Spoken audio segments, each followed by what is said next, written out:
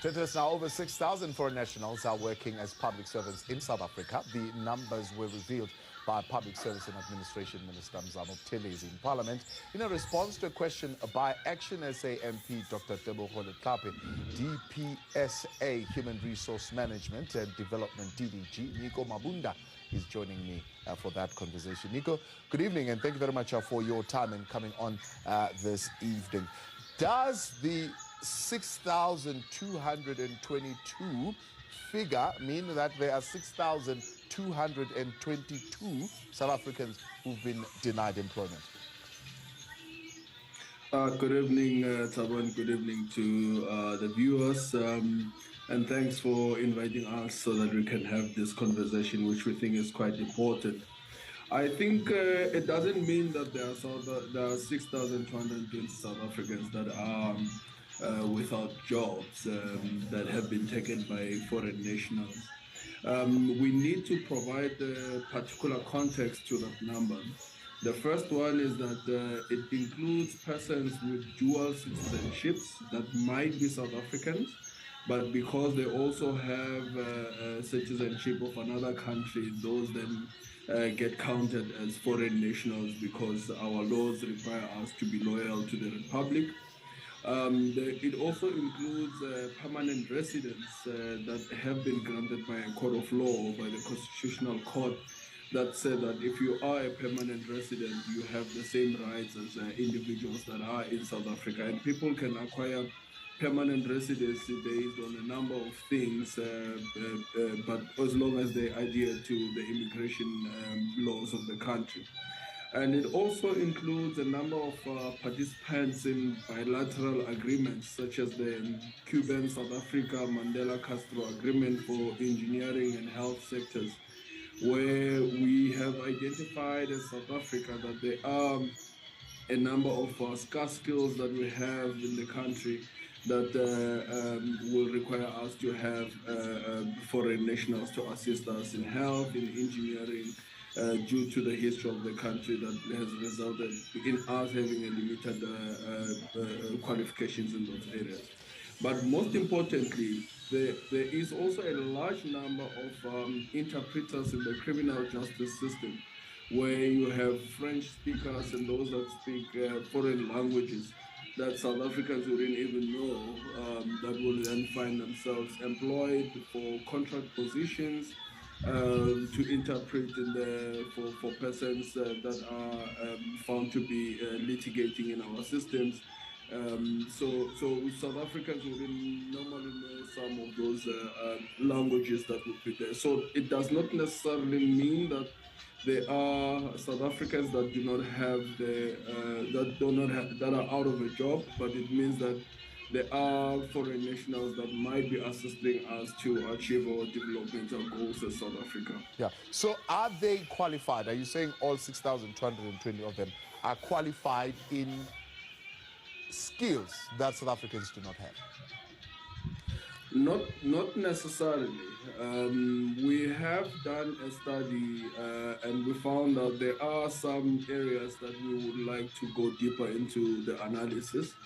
So the majority of them are persons that are in highly skilled situations, as well as in the education sector, where we have a high number of individuals from foreign nationals, or foreign nationals rather, that are teaching in skills such as sciences,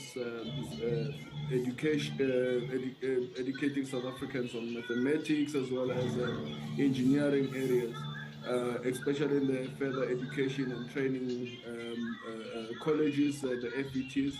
But there are some that we've also noted, and we are going deeper into that. Those ones that are in administration positions, some that are in secretarial positions. One is a driver, a messenger that we've noted, and we will be following up on those to find out whether those ones that are in administrative positions are those that are fully foreign nationals, or they are those that just we have categorize them as foreign nationals due to them holding dual citizenship. Yeah.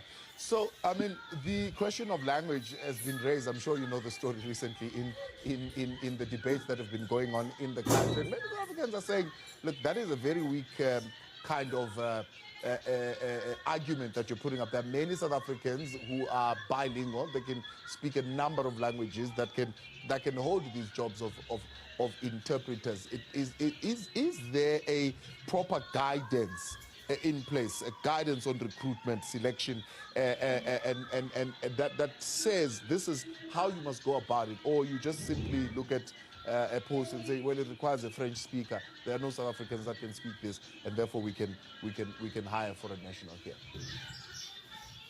Yes, we do have clear guidelines. You would have heard before, and I think I also appeared here before, when we spoke about professionalization of the public service, especially looking at the issue of hiring South Africans in a meritocratic manner for them to join the public service. So one of the key things is that the Public Service Act is very clear about the processes that must be followed. We must be fair. We must look for the best person. There mustn't be any interferences. And we even go deeper into the regulations that we have set. We even set out a directive earlier this year that provides guidance to the departments that we have that says these are the processes that you must follow. There must be qualifications, there must be skills, there must be competencies, but there must also be integrity in the manner in which we recruit and the persons that we are recruiting. So that's a very critical point that you are raising, that we are not only looking at the issue of language, but there are also other considerations that we have to consider. I don't want to speak on behalf of the Justice Cluster, but you will know that in terms of the law in South Africa, when someone is arrested or is found to be in conflict with the law, they have to appear within 48 hours. So there will be those considerations as well that the Department of Justice will have to consider to see how best they can quickly get those services that they require. And you are quite correct. We are also engaging with the academia to change the curriculum to drive them towards areas where they can start teaching lessons or courses that will assist us to deal with some of these areas. And we have made serious strides into that has resulted in us reducing the numbers that you only now see less than 0.5%, in fact, out of 1.2 million public servants across the public service. Yeah, there have been also concerns, for example, around the hiring, for example, of foreign nationals in a department like Home Affairs, and how that has impact on our porous immigration situation. People raising questions around that, whether there is quite stringent scrutiny around people who are hired in that department and what they have access to and what they are able to approve and not approve.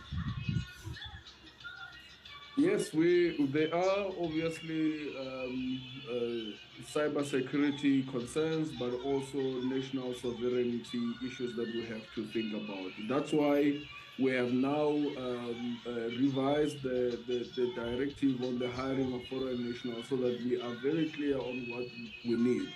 Firstly, South Africans are preferred when you come to employing in the public service. That is the first priority that we have. The second one is that when we look at the employment of foreign nationals, they must be based on the shortage of critical skills in the public service. There must be demonstration that the department has gone out and looked for those skills and they have not been able to secure those skills. But once those people become successful in their quest to join the public service, they must then also be paired with a South African so that there is a transfer of skills and there is an understanding of that they must be legal in the public service, in the Republic of South Africa. So as before an individual joins the public service, there is what we call personal suitability checks So those tests include making sure that they have the correct papers to be in South Africa. They can be traced. They can be located. They have some level of loyalty to the republic, and we are also introducing what we call patriotism interventions in the republic, where we try to educate how it helps for anyone who is in the public service to have some level of loyalty to the republic itself. But most importantly, there's what we call Batubili principles that we champion as the Republic as the Department of Public Service and Administration.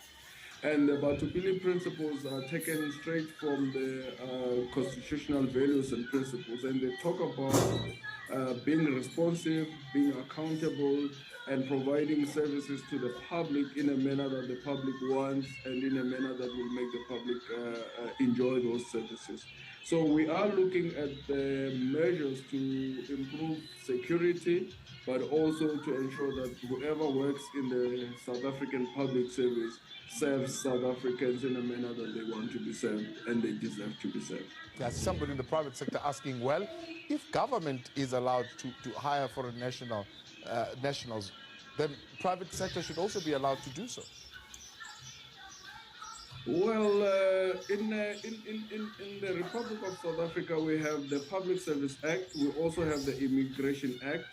And they are quite very clear about the process that must be taken to employ people. So there is no law in South Africa that says a foreign national cannot be hired.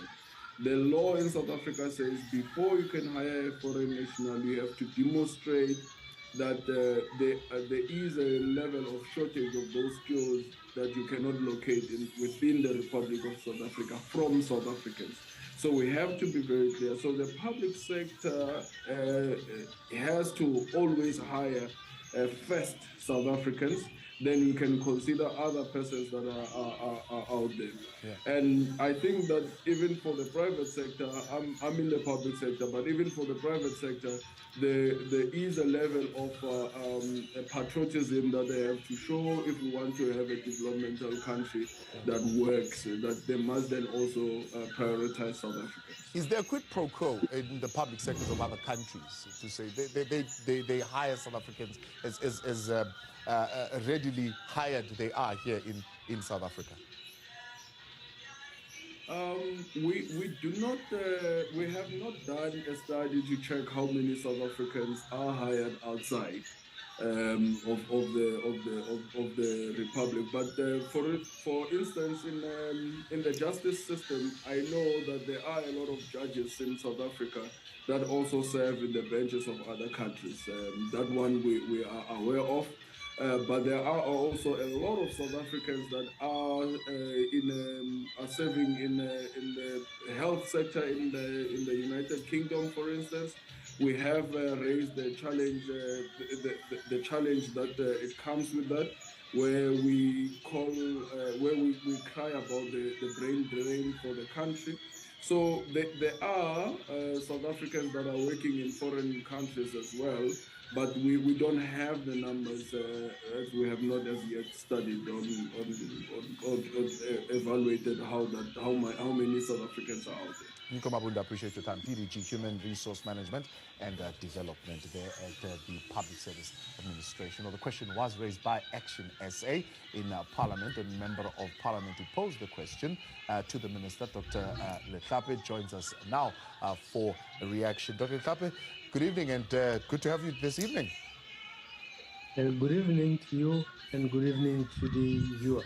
So the answer is there are those who have dual citizenship, there are those who are permanent residents, there are those who qualify in the highly skilled area that would have been hired in public service. But overall, it's not a situation where people with skills like driving, barring one or two, would be hired in the system. We welcome the report and we'll look at it, but we just have a few areas of concern. One of them is about the 18 people that are employed in security structures, and we'll need to get details of what the criteria they met, whether they are permanent residents or whatever the issues might be. We also need to be mindful of the fact that we are aware that there are certain areas where we would look for people. When we look at the analysis, there's a greater number in health and in education. Yeah. The health is basically because of our maldistribution of healthcare professionals, and we recruit from outside to where South Africans don't want to go, in the rural areas in particular. In education, you have a lot of higher education institutions that will have open job searches for senior positions. So it is understandable, but we just need to know what the percentage is and the pursuit of ensuring that this is not for jobs that can be done by South Africans. We have a high unemployment rate, and we need to ensure that we put many South Africans into jobs. Yeah. What And would, as many as have, what possible. would have sparked the question? What was the motivation for you asking that question? The motivation is to know. I mean, we've just had startling statements from the mayor of Johannesburg talking about wanting to employ foreigners into our security forces. So that raises a question to, do we understand where we are with employment of foreign nationals? But there are also some things that sort of are interesting, and we'll look at that. There's some numbers that are higher in certain areas, like procurement structures, infrastructure, provincial treasuries, etc. And we need to be mindful of, don't we have the skills for that? And when you begin to have no local absorption, remember when you had doctors not being employed, them camping outside KZN, you then wonder, what is happening? Is it inappropriate staffing norms? Is it inappropriate use of resources? Or are we becoming indifferent to our own? How would you then characterize that situation? Because we are seeing, as you put it, a high number of foreign nationals being hired in the health sector. We've got doctors who are qualified, but we hire doctors from outside because doctors here in the country might not want to go to particular rural areas. How do we solve that? Because it's not a matter that we don't have those skills. We've got doctors who are qualified here, doctors who want to be placed into the health system in the country, but there seems to be no incentives, I suppose, for them to go and practice in rural parts of South Africa. I think we should be mindful of the fact that we don't have sufficient doctors, and we have many other healthcare professionals where we have shortages. So the issue of non-absorption is not based on no need. It's based on inappropriate management of our resources, and that we've created personnel in areas that are not necessary. The non-frontline posts never shrink and are ever growing.